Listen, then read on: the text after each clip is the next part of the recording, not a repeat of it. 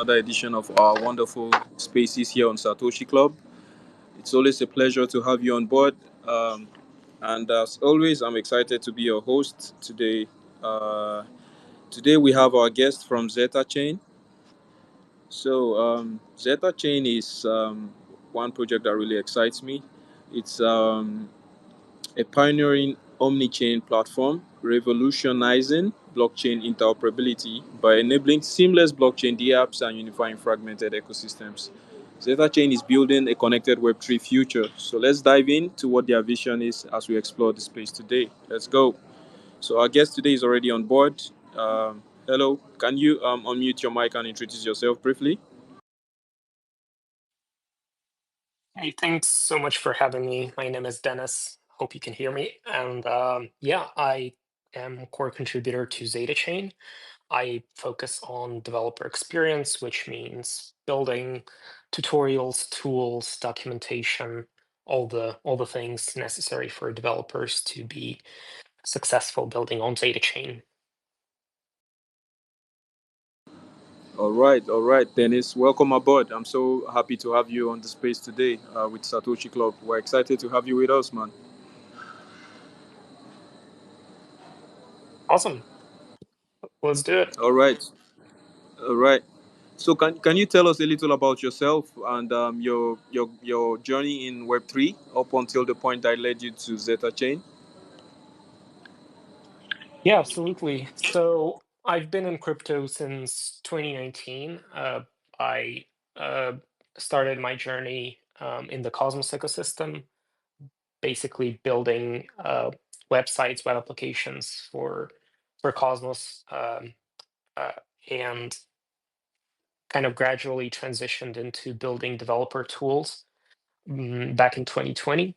And me and my team built the CLI for building blockchains on using Cosmos SDK, which has been used by a bunch of projects to build their blockchains. It was pretty cool. And um, at some point, I believe more than 2 years ago, actually, I joined ZetaChain uh, because I believed in the vision and its its tech, and that's basically how I ended up here. And yeah,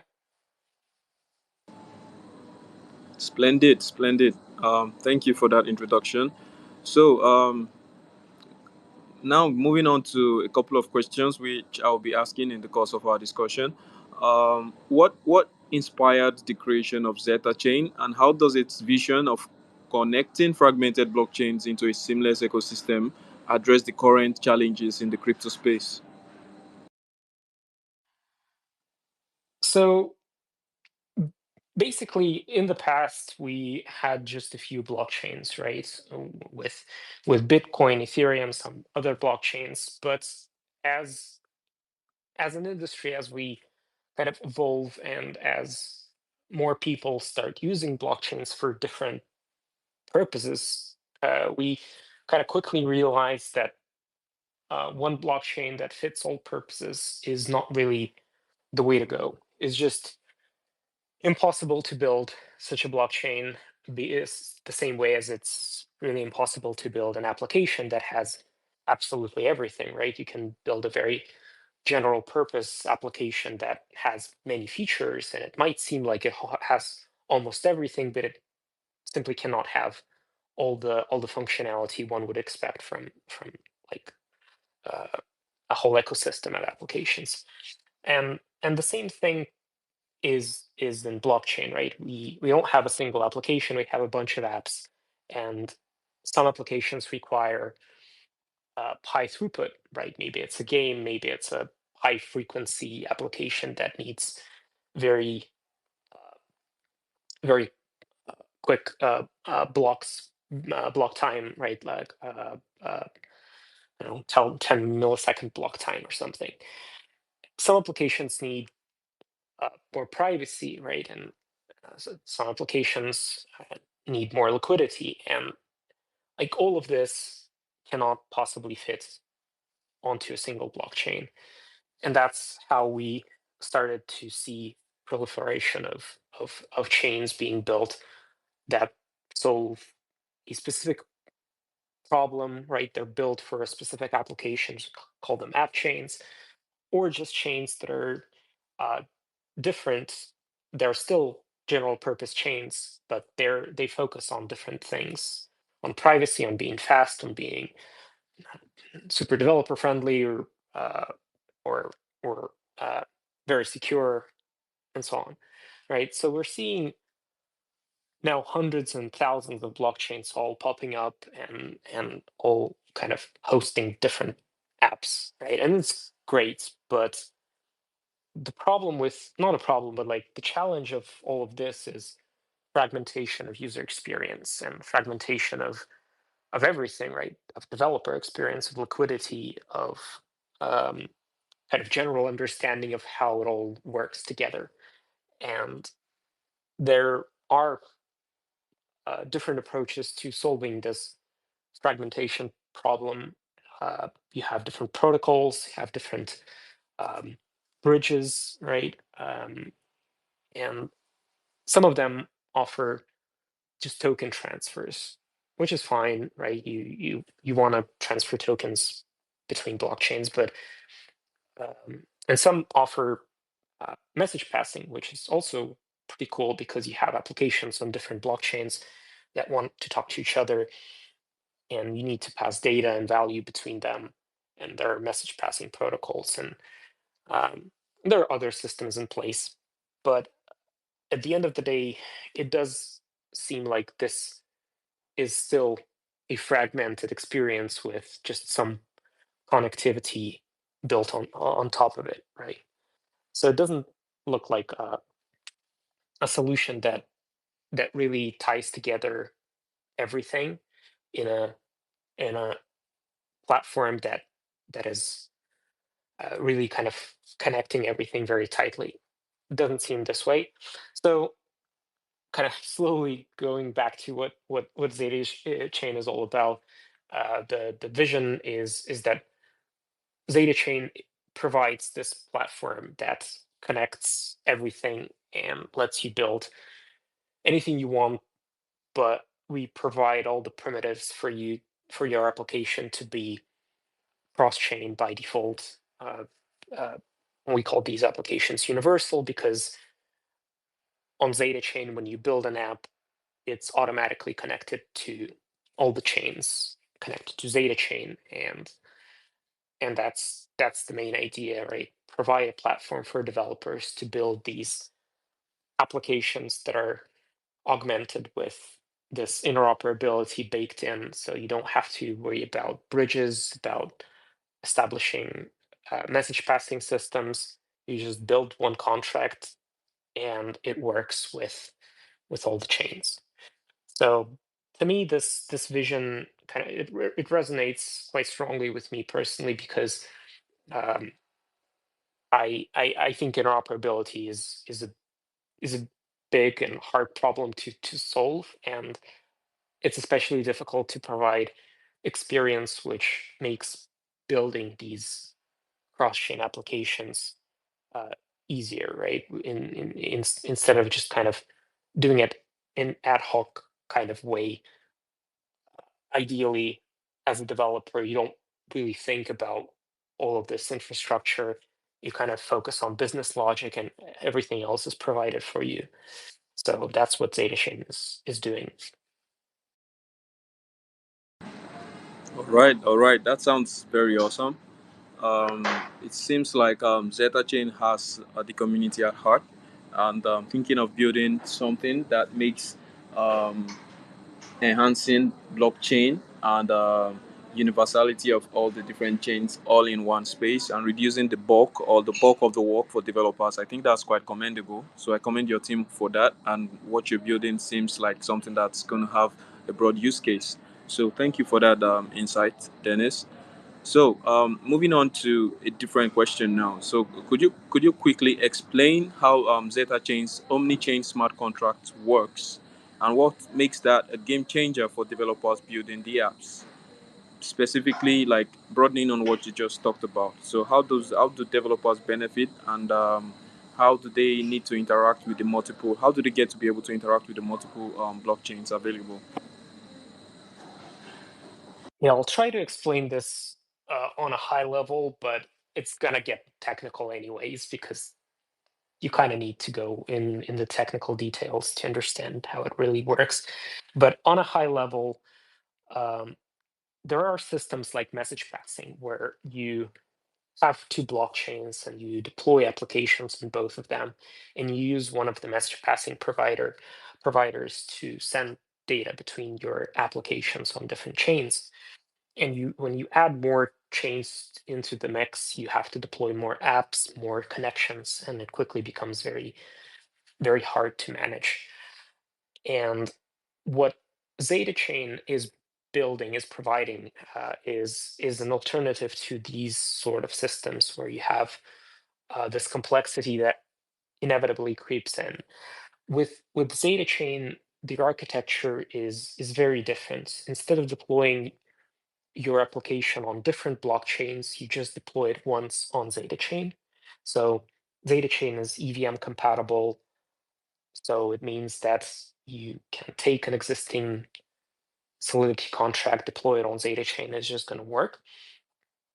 And the core idea is that you deploy this app, and this app on ZetaChain, this contract is capable of accessing calls and data and value from users and contracts on connected chains like Ethereum, Base, Polygon, Solana, Sui, Ton, Bitcoin. All of these chains are connected to ZetaChain, and users can kind of remotely call your application. Let me give you an example. So let's say you have an application that swaps tokens, right? And you have a user on Bitcoin, and they only have BTC, right? They're Bitcoin maxi, um, but they need to send someone some USDC tokens, right? Maybe they owe someone uh, USDC, right? They want to make this transaction, but they don't want to leave Bitcoin, right? They don't want to use a bridge to bridge their BTC. They don't want to worry about like how much they're going to spend on gas on Ethereum, that sort of thing, right? So ideally, they don't have to think about it. And with the Zeta Chain, they actually don't. They don't have to think about it because your application abstracts away all of this complexity from the user. So what a user does on Bitcoin is they use a web application that you've built, right? Like a web app. They use their favorite wallet. Maybe it's Unisat or Xverse or OKX, whichever wallet they're using for Bitcoin, and they just press a button to send someone some USDC. And what happens under the hood is a user's wallet broadcasts a Bitcoin transaction with the amount of BTC that will eventually be converted into USDC, right? So this Bitcoin is sent to a Zeta chain address on Bitcoin called gateway address. This address is controlled by Zeta chain validators in a decentralized way through TSS signing, right? So the private key of this address is split into fragments and distributed between validators of Zeta chain. So this BTC goes into this address with a message that instructs which universal app to call and some other data, right? So in our case, that would be your swap contract, and the instruction would be just to swap incoming token into USDC and send it to a specific address. What ZetaChain does automatically is it monitors incoming transactions and calls on Bitcoin, and if it sees BTC coming in with a memo with the message, it relays this call to your universal swap contract, and it represents BTC as something we call ZRC20 BTC, which basically just a token that is meant to represent Bitcoin, right? For the user, it's completely invisible. They don't have to know about it, think about it. Your universal app just gets BTC in this ZRC20 form. It executes the logic of the contract, which is swapping for USDC, and then it transfers this USDC token to the recipient on Ethereum. So all of this happens, of course, automatically and completely invisible to the user. So you, as a Bitcoin user, uh, you only have to sign one Bitcoin transaction, and that's it. And after this, these transactions are processed, the recipient on Ethereum will get a USDC amount. So this is probably like the best experience possible because we only ask the user to do the bare minimum for this process to actually succeed, which is send some tokens, and the rest is happening completely automatically. Your universal app is triggered, and uh, a withdrawal of USDC happens, of course, also automatically. From a developer point of view, it's also very easy to build such a thing. In fact, one of our examples is a cross-chain swap application. It's very small app considering how much functionality is built in. So from a developer point of view, uh, what you do is you just build a Solidity contract, just one contract, which has a function that gets called whenever a user from a connected chain interacts with your contract. And this function just gets executed, and your contract has access to the ZRC20 representation of the assets that are being transferred, and it also can trigger withdrawals. So in this example, it will get ZRC20 BTC as an incoming token, then it will process the swapping logic, and in the end, it will withdraw USDC to a target chain, to a target recipient, which is Ethereum. So it's really easy to build because you just handle incoming calls from connected chains and possibly uh, uh, generate outgoing transactions to other blockchains. And you're you're not limited to just like one output. Your one incoming call from Bitcoin can trigger more than one outgoing transaction. Maybe you want to send one token in and like distribute it to users on different blockchains.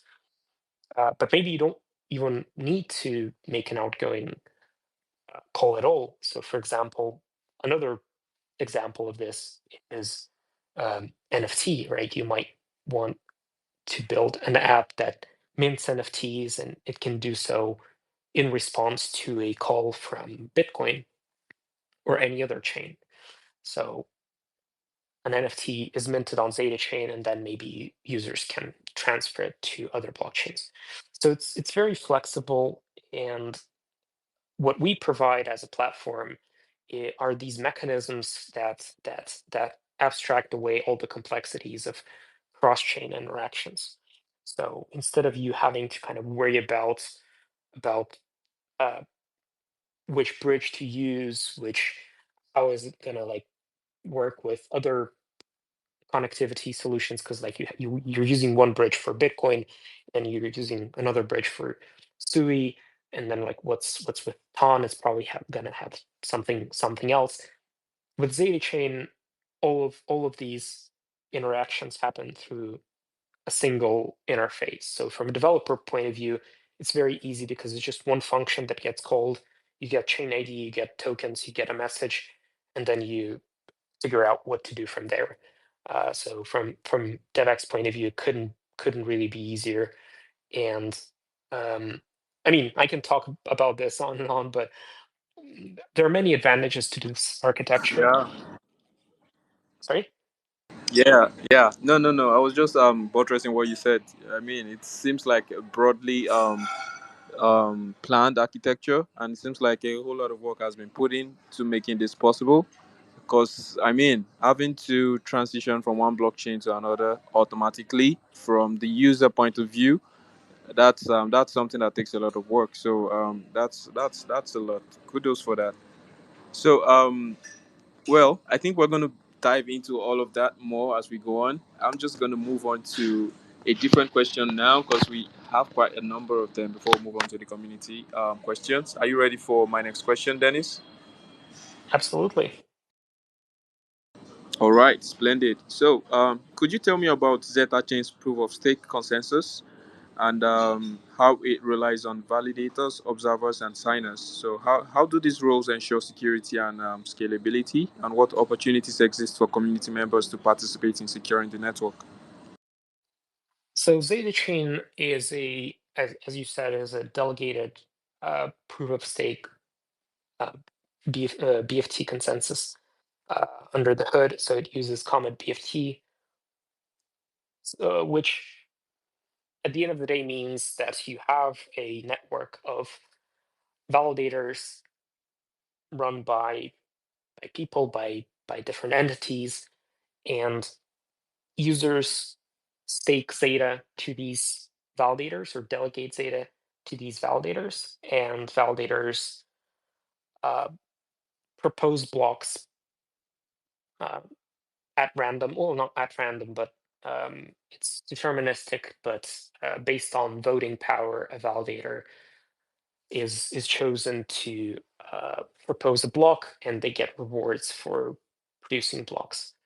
So ZetaChain has two types of validators. One is core validator, which is purely Comet BFT proof of stake validator. They process all the transactions and they get rewards. And ZetaChain also has observer signer validators where uh, they instead of only participating in the consensus, they do more things. Basically, they observe connected chains and they also sign transactions on behalf of the network. So these two types of validators are both required for the for ZetaChain to work, and observer signers deal with interoperability, and core validators deal with consensus like they do on most other proof of stake blockchains. So observer signers um, are incredibly important because they keep their fragment of the private key. So whenever a transaction comes in from a connected chain, what they do, they they first of all they run nodes of all the connected chains so that they can observe events on these chains, incoming transactions, incoming token transfers, let's say from Bitcoin to ZetaChain, from Ethereum to ZetaChain, so on. So they observe these events and they vote on them on ZetaChain if if majority of validators agree that this event actually happened, then it gets processed. And for outgoing transactions, for example, in the in the scenario that I described earlier with Bitcoin and USDC, validators would first observe Bitcoin and see that the BTC is coming in. They would vote on this transaction, then a universal app will is executed, and at the end, USDC they observe an outgoing transaction from ZetaChain to Ethereum, and they go through this process of signing an outgoing transaction on Ethereum on behalf of the protocol to actually transfer USDC um, from the custody of validators to the receiver. So every transaction that is going from ZetaChain goes through this decentralized signing process. All right. That sounds awesome. That sounds very awesome. Quick one. Could you tell us how the Zeta Hub works? How does it serve as the entry point for users interested in leveraging the interchain operability feature? And what steps is Zeta Chain taking to make it accessible to both crypto newcomers and seasoned users? So I think uh, the main kind of way that ZetaChain makes crypto accessible is by adapting to the way users are already engaging with crypto. What I mean is instead of us telling users, we built a whole new system and the only thing you need to do is install this wallet and import your private key, like that's just too much of a barrier to entry. You don't want to tell users to install yet another application or trust yet another system. What you want to do instead is adapt to the apps that users are already using on a daily basis, and the wallets, especially the wallets that users are using, because a wallet is an important part of the journey, right? It's the app that you interact with blockchains, and you have some trust in this wallet. And what ZetaChain offers is this ability to interact with any application on any chain using the wallet that you're already using. So it might be a Bitcoin wallet, it might be, if you're a SUI user, you have um, your SUI wallet of choice. Uh, and we just adapt and allow developers to build these universal apps that can be triggered essentially from any wallet. And I think that's the main user experience uh, advantage, is that most users will not even know necessarily that uh, they're using ZetaChain under the hood, and that's great because that means that we've successfully abstracted away the complexity without users even kind of being aware that what's going on under the hood. Of course, it doesn't mean that users will not use ZetaChain directly. Of course, many applications will be used on ZetaChain directly because it's an EVM chain, so you already have a wallet probably uh, available, like MetaMask, Coinbase, Rabi, whatever, right? It's just going to work with ZetaChain. So if you want to do that, you can. And there are many good reasons to do this, because if you make calls from ZetaChain to a connected chain, it's just faster. But many users are not going to do that. They're just going to use the chains that they're already on, um, such as Ethereum, Base, Bitcoin, whatever, and they'll just move value and call applications remotely from these wallets that they have. So, uh, in addition to this, just one more thing is that through this network of validators, ZetaChain provides custody for tokens. So when you transfer assets, you actually get native assets in the end. So when I mentioned that a Bitcoin user can send USDC to someone on Ethereum, what I mean is this USDC is going to be like the real deal, right? The native USDC, not some ZetaChain wrapped version of it. And I think that's really powerful because that's what users want at the end of the day, right? They don't want yet another wrapped asset. They just want to interact with uh, with applications and other users in native tokens of the chains that they're on.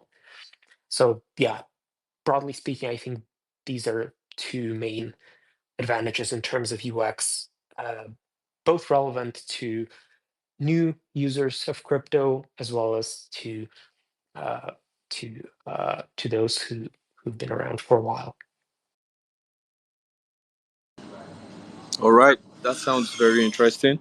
So, could you now we are actually going to move on to the questions from our community members. We have an amazing community here on Satoshi Club, and of course, we have tons of questions. So, if I were to keep asking my questions, we would have maybe 100 because I'm quite curious about Zeta Chain. But let's move on to the first question from our community members now. This is from Chuck. He's asking, how does the Zeta Chain Universal app model redefine the role of liquidity across chains? Can we eventually see a single liquidity layer for the entire crypto ecosystem? And is Zeta Chain building towards that? That's a really good question, because one of the things that ZetaChain provides is this mechanism of universal liquidity. What this means is that instead of necessarily relying on liquidity pools on uh, on connected chains, universal applications can tap into the liquidity pools on ZetaChain.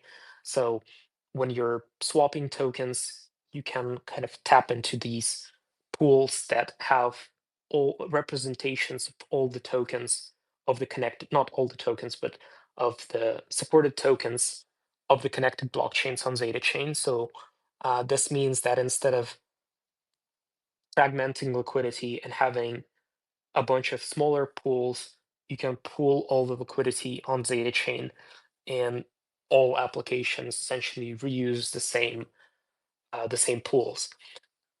These pools are with um, representations of tokens from connected chains, but for the end user, it doesn't matter because when they're withdrawing tokens, at the end of the day, they're getting native assets, right? Transferred from custody to the user. So this ability to essentially pool all the liquidity on ZetaChain uh, is what makes building universal apps much easier because you can kind of reuse the same liquidity pools, but not all tokens are going to be in this pools, right? Of course, some chains have like some meme coins that you probably not going to find a pool for them on ZetaChain, but this still can be uh, used from your universal apps where you can make a call to that chain. So let's say there's some meme coin on base and your universal app needs to swap into that token.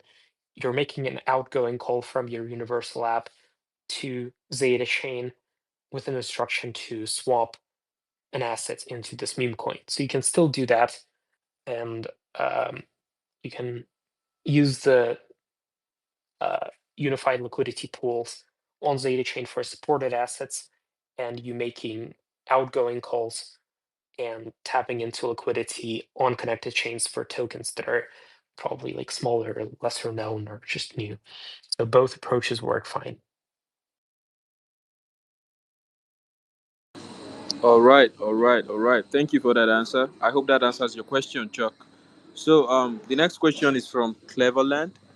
The universal EVM aims to provide a consistent execution environment across different chains.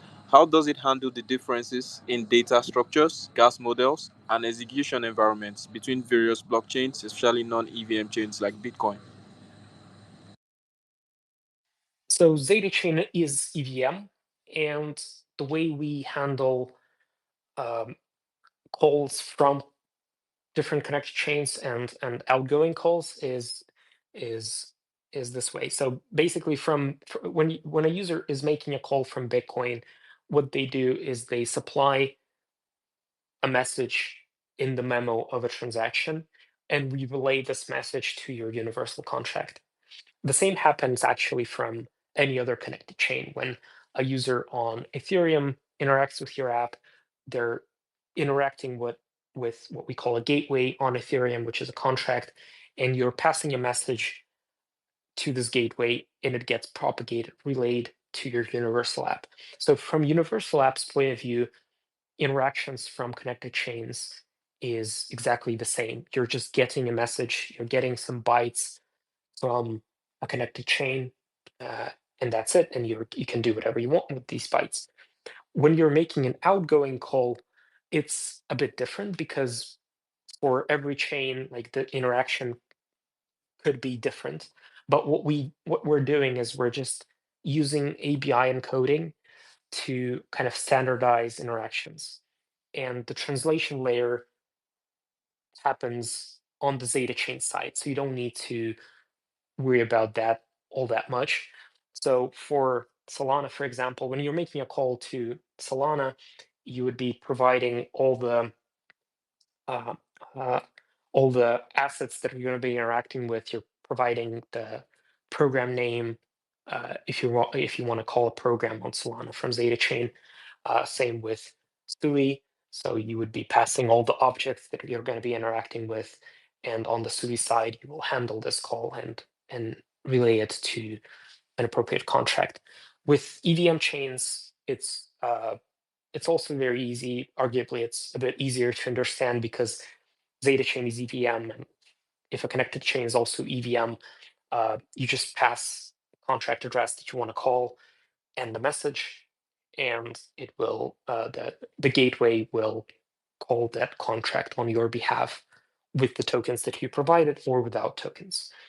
And in addition to this, ZetaChain offers robust reverting mechanisms, which are often kind of um, uh, uh, they're not talked about as much, but they should be because it's a very important part when you're building an application. You don't want to build just for the happy path, right? You want to handle all the possible kind of nuances and situations that might occur. So with ZetaChain, we're providing all the mechanisms for you to ensure that the assets that you're transferring are never lost or locked, even if the call fails. Uh, let's say you're making a call from ZetaChain's Universal app to contract on Ethereum to swap some tokens, but there are no liquidity for that operation. The transaction can revert back to ZetaChain so that you can handle these tokens and send it to a user or do anything you you want with it, making sure that no assets are kind of locked or yes, it's really important that these mechanisms are in place. But yeah, at the end of the day, Zeta Chain kind of abstracts away differences between blockchains by standardizing on kind of a single format of a message, which is just bytes coming in, and then you can make outgoing calls using ABI encoding. You can't make outgoing calls to Bitcoin because you can't really have proper smart contracts on Bitcoin, but you can accept calls from Bitcoin and you can withdraw BTC to the Bitcoin network, which is already very powerful. Wow, that's actually a very robust network you got there. Well, thank you for that splendid explanation. I must commend you, Dennis. You're doing a wonderful job at breaking down all these complex concepts. Thank you so much, Dennis. We'll be moving on to question three from our community now, and this is from Carl. He's asking, there's always competition in blockchain technology. How does ZetaChain plan to be at the forefront of its innovative features? And what if in the next few years the entire market crashes? Oh, that's funny. Due to little demand and strict regulations, how will ZetaChain ecosystem survive? So the way we survive, well, I mean, not survive, but like the way we plan on kind of growing and expanding essentially is by not competing with other blockchains, really, right? So our goal is to not build a blockchain that everyone will migrate to, but rather build a platform that is a great place to build, of course, but is also connecting other networks. So uh, it's it's a perfectly fine use of Zeta Chain where you maybe you already have an application on Avalanche, for example, and you want to keep using it, right? You built this application, it's working great, but the only thing that's missing is connectivity to the TON network, right? So like that's something you wanted to add to your application, but there are no good bridges between these two networks. So you can use ZetaChain as a mechanism to connect to networks that you weren't able to be connected to. And maybe you're not leveraging all the features that ZetaChain offers, but you can still use it in this way, right? Maybe you're building an NFT collection and you don't want limit your users to just like one blockchain, right? Like Base is popular right now, but what if there is like a more popular EVM chain? You want to let your users move these NFTs to that chain, so you can build that very easily on ZetaChain. In fact, you can already use an existing solution for this called Universal NFT. You just mint it on any number of connected EVM chains, and users are free to move these NFTs. Or maybe you just want connectivity to Bitcoin, right? You want to build a new application with very good interoperability with Bitcoin to allow BTC holders to engage in in in DeFi in a novel way, right? You can do that as well. Just build a universal app on ZetaChain. So I think the way ZetaChain is going to continue growing is by being very flexible in what we offer and not forcing anyone to kind of, yeah, you have to drop your project and like build a new one on ZetaChain. Like that's not the approach. We want to provide as many tools as possible and connect as many ecosystems as possible to essentially create this environment where users don't have to think about uh, moving assets or differences between blockchains. They're just using an app, and kind of data and value just freely flows between networks. And that's what we're building.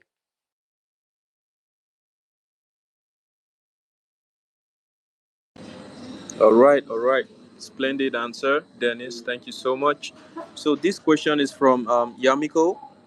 Um, what are the security considerations of Zeta Chain and potential vulnerabilities introduced by native cross-chain technology, and how are they mitigated?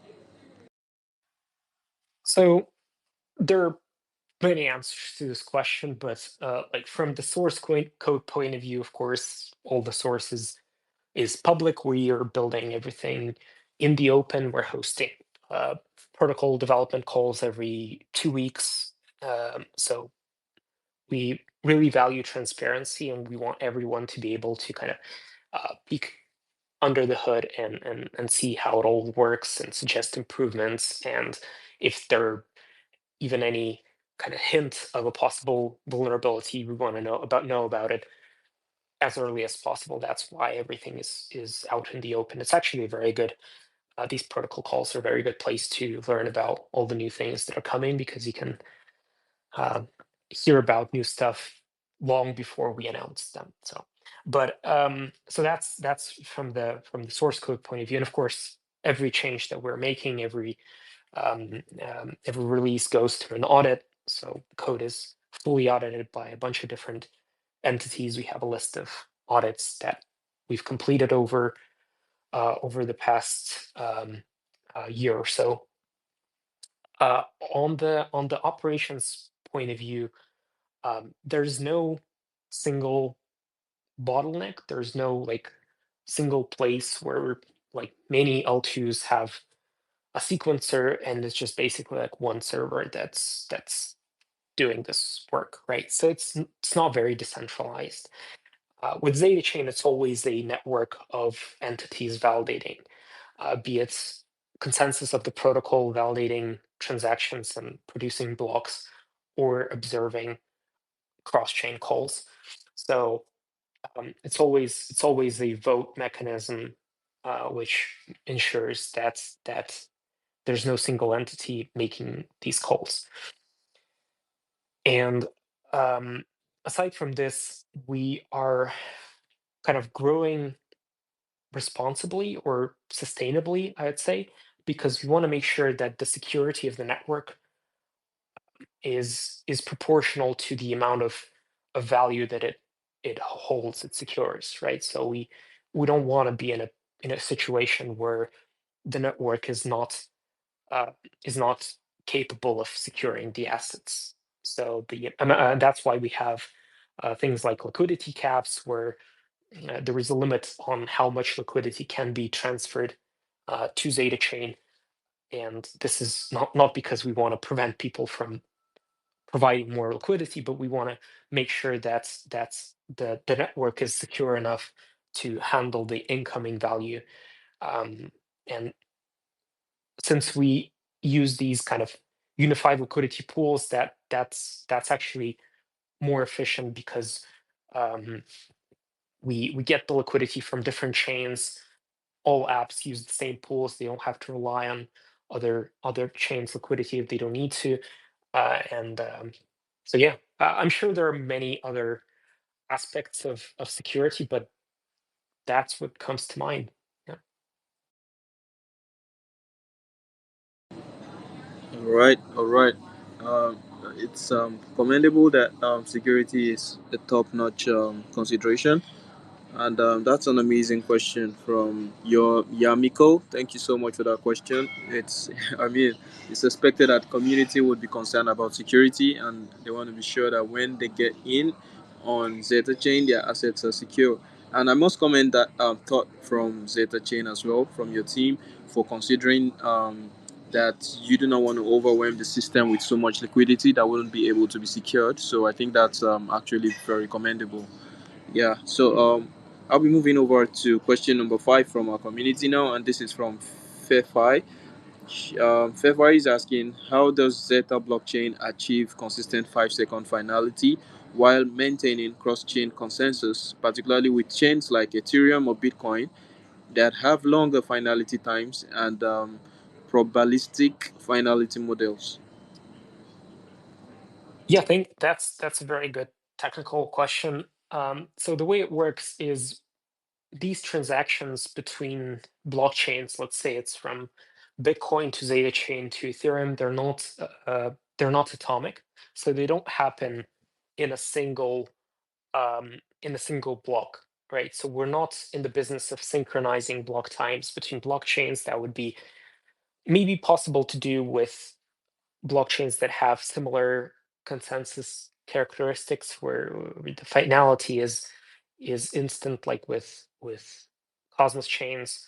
That would be much easier, but many blockchains have probabilistic finality, and the way we handle this is basically every transaction, every incoming transaction from a connected chain, let's say Bitcoin, uh, we the observer signer validators network, it has a number of confirmations that they wait before considering this transaction to be finalized.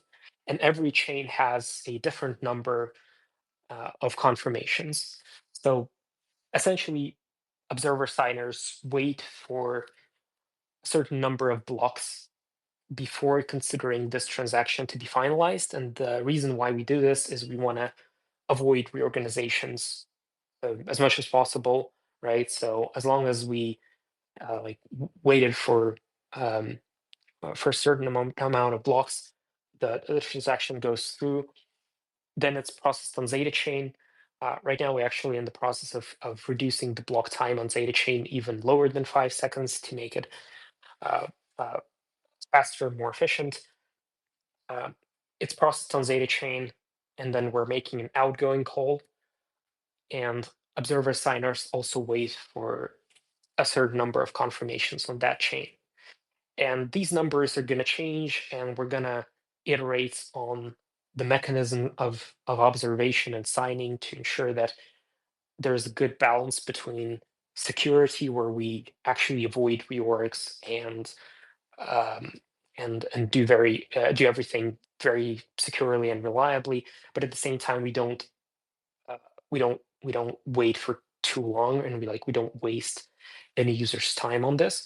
So there has to be like a good balance, and we have systems being built right now where you can actually kind of increase reduce the waiting time for simple deposits. So there's going to be more and more tools available for developers to actually um, make their transactions much faster, be processed much faster. So I'm very excited to see where this is going. But yeah, right now, for security reasons, we're waiting for a certain number of confirmations on each chain, and that's how we do interoperability. All right, all right, all right. Thank you. That's quite understandable. Speaking of the future, I mean, you can give us some insight at least. Yeah, yeah, some sneak peeks if I would call it that. So I'm gonna ask what you have in store with mainnet launch behind us. That's happened. What are the next major milestones for Zeta Chain in 2025, and how do you plan to expand partnerships with other blockchains on and other Web3 projects looking forward?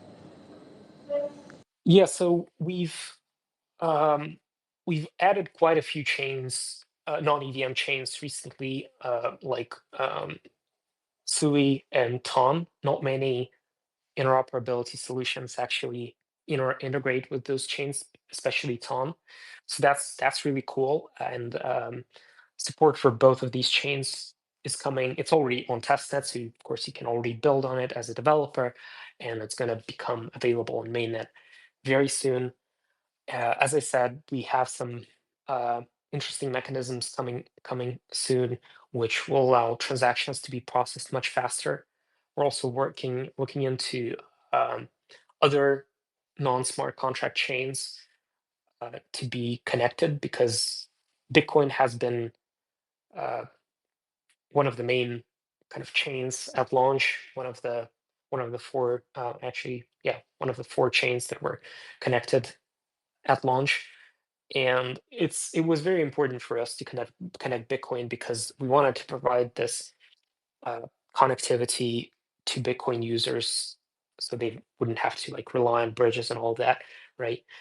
And but there's still other non-smart contract chains to be connected, so we're looking into that, and of course looking into the mechanism that actually allows validators to sign transactions on behalf of the protocol.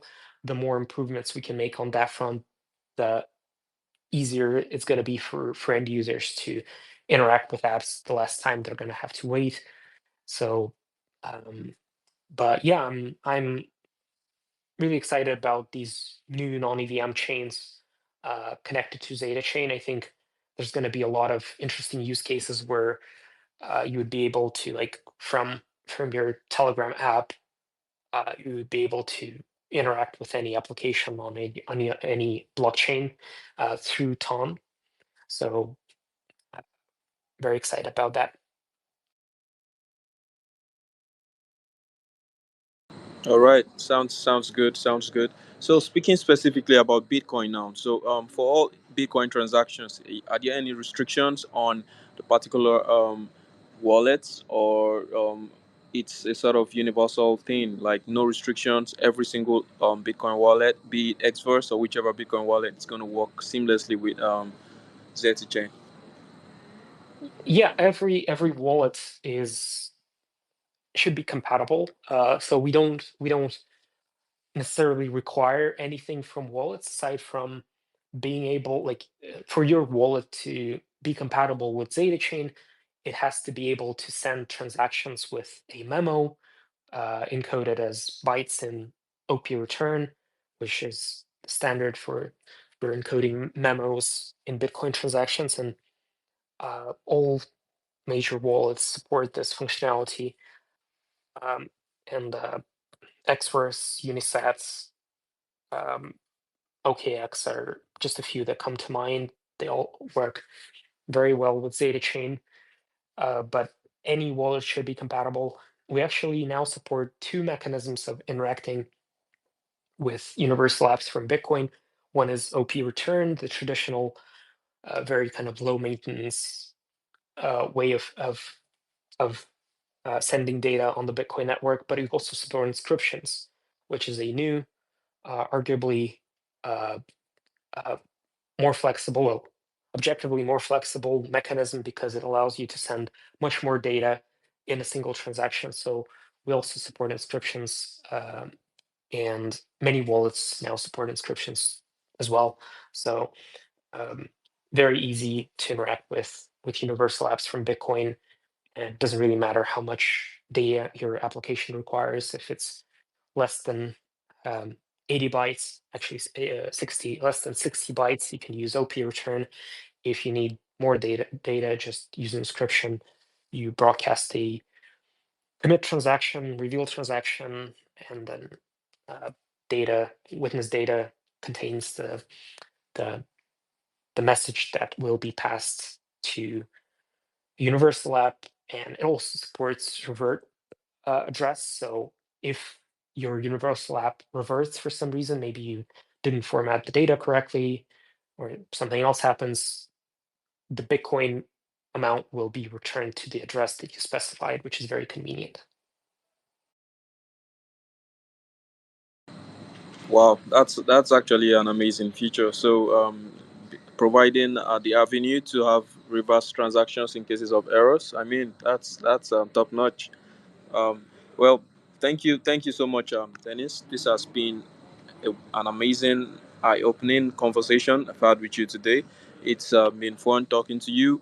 It's been educative, and it's been most of all really, really, really, really cool talking to you, Dennis. So thank you so much for your answers. We sadly have to draw the curtains at this point. There are so many other questions, but of course we have all your socials. We have your Twitter, we have Telegram, and I'm sure if anyone still has a couple of questions which were not answered, we it would be nice to hop in your TG, your Discord, and pop them so your mods can do justice to them, right?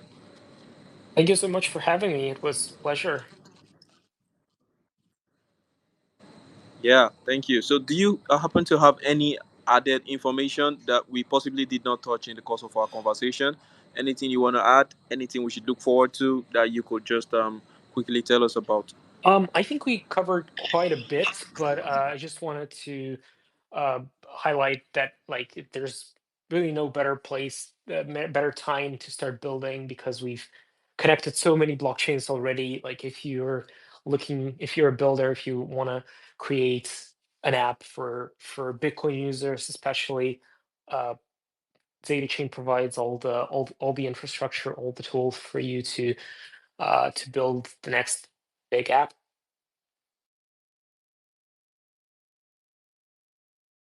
All right, splendid, splendid. Thank you so much for that, Dennis. So you guys follow up on their socials, hop in their Discord or their Telegram if you have any further questions for Zeta Chain. It's been an amazing conversation. I'm glad I was able to be your host today. I'm glad I was able to talk to Dennis. It will be wonderful to have you again sometime soon. We look forward to having you here on Satoshi Club, Dennis. Awesome. Thank you so much and have a great day. All right, have a good one, Dennis. Have a good one, guys. Stay safe.